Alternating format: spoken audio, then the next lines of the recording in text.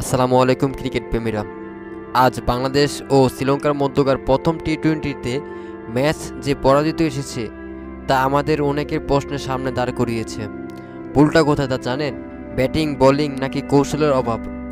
আজকের এই ভিডিওতে আমরা বিশ্লেষণ করব বাংলাদেশ দলের হারের 7টি বড় কারণ। শেষ পর্যন্ত দেখুন, কারণ সমাধানও আছে। দুর্বল টপ অর্ডার ব্যাটিং। ইনিংসের শুরুতে ব্যাটিং বিপর্যয়। ওপেনারদের মধ্যে সমন্বয়ের অভাব। স্টেক রোটেট না করতে পারা। পাওয়ার প্লেতে সুযোগ না কাজে লাগা। টি-20তে পাওয়ার প্লে খুব গুরুত্বপূর্ণ। আজ আমাদের ওপেনাররা কোনো মোমেন্টাম আনতে পারেনি। ফলাফল চাপ তৈরি হয়েছে শুরু থেকেই। মিডল অর্ডার রান তুলতে ব্যর্থ। উইকেট বিলিয়ে দিয়েছে ব্যর্থ শট সিলেকশনে। বড় পার্টনারশিপ না তৈরি করা। শ্রীলঙ্কা স্পিনার বোলারদের বিপক্ষে খেয়েই হারিয়ে ফেলেছে ব্যাটসম্যানরা। বারবার একই ভুল, শরীরের দূরে শট খেলা। চেনা প্রতিপক্ষ হলেও বারবার আমরা স্পিনারদের বিপক্ষে ভয় পাই। কিসের ভয়? প্রস্তুতি অভাব নাকি মানসিক দুর্বলতা অভাব? ভুল ব্যাটিং, ভুল বোলিং, ভুল পরিকল্পনা।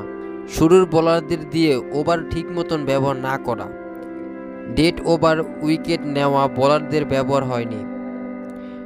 বাজে ফিল্ডিং, ক্যাচ মিস। আজকে 2টা ক্যাচ মিস করা হয়েছে। 15 রান অতিরিক্ত দেওয়া হয়েছে। একাধিক ফিল্ডিং ভুলে প্রতিপক্ষের স্কোর বেড়েছে। একটা ক্যাচই ম্যাচ ঘুরিয়ে দিতে পারে। আর আজ আমরা 2টা ক্যাচ ফেলে ম্যাচ হেরে বসে থাকলাম। অধিনায়কের বোলিং রোটেশন ভুল। ম্যাচ রিডিংয়ে অভাব। মানসিক শক্তির অভাব ও আত্মবিশ্বাসের ঘাটতি। একটা সময় ম্যাচ হাতে থাকলেও শেষ দিকে মানসিক চাপ নিতে না পারা। ব্যাটিং বোলিং নেতিবাচক। শেষের 5 ওভারে আমরা অনেক ম্যাচ জিতেছি, কিন্তু এখন মনে হয় দলটা বিশ্বাসই করছে না জেতার সুযোগ আছে। শেষের দিক দিয়ে বোলিং করেছে, উইকেট নিয়েছে পেসার, কিন্তু তারপরও আমাদের ঘাটতি আছে। আমরা ওয়ানডে ম্যাচ হেরেছি, টেস্টও ভালো কিছু করতে পারিনি, এবং টি-20তেও আমরা একই রেজাল্ট। এতে ভুলের পর এখন দরকার সঠিক দল নির্বাচন, পরিকল্পিত প্রস্তুতি আর বিশ্বাস আমরাই পারি।